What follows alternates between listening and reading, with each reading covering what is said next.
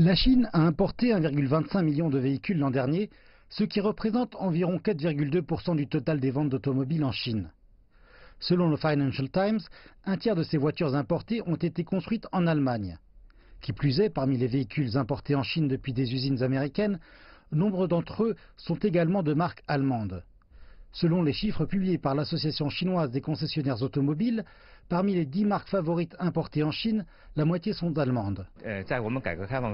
Au début de l'ouverture de la Chine il y a 40 ans, les constructeurs automobiles américains et japonais avaient très peu confiance dans le marché automobile chinois et Volkswagen a été le premier à venir. Je pense que la coopération entre la Chine et l'Allemagne ne se limitera pas seulement à la production. Dans le futur, je vois davantage d'opportunités de coopération pour le développement des véhicules à énergie nouvelle. Après les nouvelles réductions de taxes douanières, les taxes d'importation sur les véhicules en Chine seront plus basses que la moyenne dans les pays en voie de développement.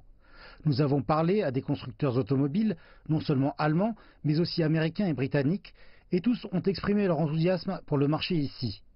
Aujourd'hui même, Volvo a annoncé des réductions de prix sur ses 7 modèles vendus ici, allant de 10 à 100 000 renminbi. Cette baisse des droits de douane vient en sus du dévoilement par la Chine au mois dernier d'un plan pour supprimer progressivement les plafonds de capitaux pour les joint ventures automobiles.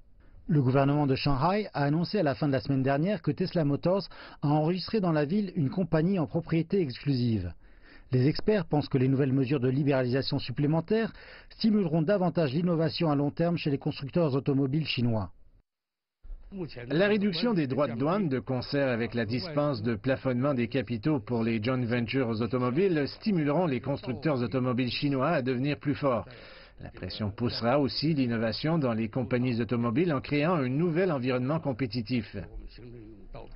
À long terme, les compagnies automobiles non compétitives ou bien celles qui ont une faible base de marché verront leur part de marché réduite par ces politiques d'ouverture, tandis que davantage de véhicules importés entreront sur le marché chinois.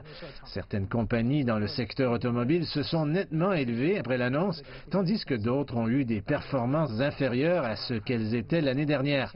Tout cela revient à dire que le secteur automobile est devenu de plus en plus axé sur le marché et diversifié. Les droits de douane sur 79 types de pièces détachées automobiles seront eux aussi réduits à 6%, par rapport à des niveaux actuels allant de 8 à 25%.